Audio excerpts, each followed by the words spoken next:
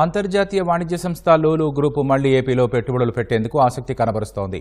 గత టీడీపీ ప్రభుత్వ హయాంలో కుదిరిన ఒప్పందం మేరకు పెట్టుబడులు కార్యరూపం దాల్చే సమయంలో 2019లో అధికారంలోకి వచ్చిన వైసీపీ ఆ సంస్థను రాష్ట్రం నుంచి తరిమేసింది. మళ్లీ ఇప్పుడు చంద్రబాబు సీఎం కావడంతో రాష్ట్రంలో పెట్టుబడులు పెట్టేందుకు ముందుకు వచ్చింది.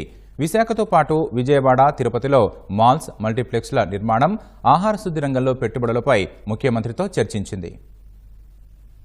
5 ఏళ్ల క్రితం జగన్ ప్రభుత్వ విధానాలతో విసికి వేసారి ఆంధ్రప్రదేశ్లో ఇక ఎప్పటికీ పెట్టుబడులు పెట్టబోమంటూ రాష్ట్రం నుంచి వెళ్లిపోయిన అంతర్జాతీయ సంస్థ లులు గ్రూప్ చంద్రబాబు ముఖ్యమంత్రి కావడంతో మళ్లీ ఏపీలో అడుగుపెట్టింది. సంస్థ చైర్మన్ యూసఫ్ అలీ తన బృందంతో కలిసి అమరావతికి వచ్చి ముఖ్యమంత్రి చంద్రబాబుతో సమావేశమయ్యారు. సీఎం వారికి సాదర స్వాగతం పలికారు. తర్వాత రాష్ట్రంలో పెట్టుబడులకు ఉన్న అవకాశాలపై చర్చించారు. విశాఖపట్నంలో మాల్, మల్టీప్లెక్స్, విజయవాడ, తిరుపతిలో హైపర్ మార్కెట్, మల్టీప్లెక్స్ల నిర్మాణంతో పాటు ఆహార శుద్ధి రంగంలో పెట్టుబడులకు యూసఫ్ అలీ ఆసక్తి కనబరిచారు. సులభతర వాణిజ్యం, వేగవంత వ్యాపారానికి తాము ప్రాధాన్యం ఇస్తున్నామని ఈ సందర్భంగా చంద్రబాబు వారికి తెలిపారు. లులు గ్రూప్ వంటి సంస్థల రాకతో పారిశ్రామికవేత్తల్లో ఏపీలో పెట్టుబడులపై చర్చ జరుగుతుందని, ఇది రాష్ట్రానికి మేలు చేస్తుందని అభిప్రాయపడ్డారు. పెట్టుబడుల్ని ప్రోత్సహించేందుకు తాము తీసుకొస్తున్న నూతన పాలసీలను వివరించారు. ఏపీలో తిరిగి పెట్టుబడులు పెట్టేందుకు లులు గ్రూప్ ఆసక్తి చూపడం, 3 ప్రాంతాల్లో ప్రాజెక్టులకు ముందుకు రావడంపై సీఎం ధన్యవాదాలు తెలిపారు. అనంతరం చైర్మన్ అలీతో పాటు సంస్థ ప్రతినిధుల్ని సత్కరించారు. తిరిగి వెళ్లే సమయంలో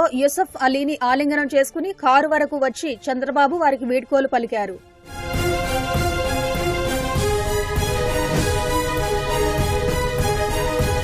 విశాఖలో 2200 కోట్ల పెట్టుబడితో షాపింగ్ మాల్, 5000 సీట్ల సామర్థ్యంతో అంతర్జాతీయ స్థాయి కన్వెన్షన్ కేంద్రం, 5 నక్షత్రాల హోటల్ నిర్మాణం ద్వారా 10,000 మందికి ఉపాధి కల్పించే లక్ష్యంతో 2018 సంవత్సరంలో జరిగిన పెట్టుబడిదారుల సదస్సులో లులు గ్రూప్ తో ఆంధ్రప్రదేశ్ ప్రభుత్వం ఒప్పందం చేసుకుంది. 13.83 ఎకరాల భూమిని కేటాయించడంతో లులు గ్రూప్ అంతర్జాతీయ కన్సల్టెంట్లతో డిజైన్లు తయారు చేయించింది. ప్రాజెక్టుకు శంకుస్థాపన కూడా చేసింది. వైసీపీ అధికారంలోకి రావడంతోనే భూ కేటాయింపుల్లో అవకతవకలు జరిగాయని బురద చల్లే ప్రయత్నం చేయడంతో పాటు రివర్స్ టెండరింగ్ పేరుతో ఒప్పందాన్ని రద్దు చేసింది. జగన్ ప్రభుత్వ తీరుతో నొచ్చుకున్న లులు గ్రూప్ ఇక ఆంధ్రప్రదేశ్ లో పెట్టుబడులు పెట్టబోమని పత్రికా ప్రకటన విడుదల చేసింది. ఆ వెంటనే తెలంగాణ, తమిళనాడు, ఉత్తరప్రదేశ్, కేరళ సహా వివిధ రాష్ట్రాలు ఆహ్వానించడంతో అక్కడికి వెళ్లిపోయింది. తెలంగాణ, తమిళనాడుల్లో 3,500 కోట్ల చొప్పున పెట్టుబడులతో ప్రాజెక్టులు ప్రారంభించింది. గత ప్రభుత్వం తరిమేయకపోతే విశాఖలో లులు గ్రూప్ చేపట్టిన ప్రాజెక్టులు పూర్తయ్యేవి. వేలాది మందికి ఉపాధి దొరకడంతో పాటు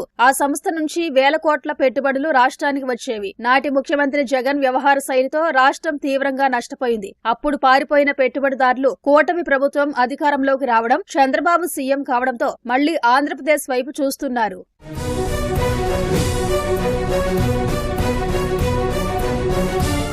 లులు సంస్థతో భేటీపై సామాజిక మాధ్యమం ఎక్స్లో స్పందించిన సీఎం తన పాత మిత్రులు మళ్లీ తిరిగి వచ్చారని హర్షం వ్యక్తం చేశారు. సంస్థకు ప్రభుత్వ పరంగా అన్ని విధాలా సహకరించేందుకు సిద్ధంగా ఉన్నామని ముఖ్యమంత్రి వారికి హామీ ఇచ్చారు.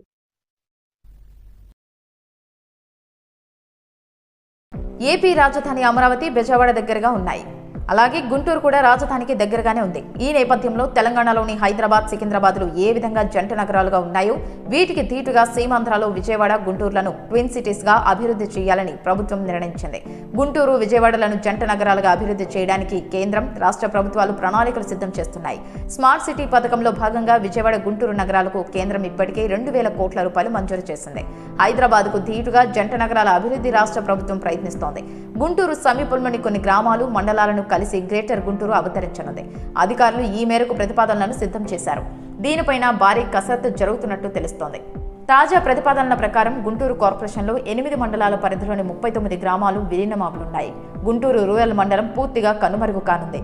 ఆయా పంచాయతీల్లో స్థానిక ప్రజాప్రతినిధుల పదవీ కాలం పూర్తయిన తర్వాత వాటిని నగరపాలక సంస్థలో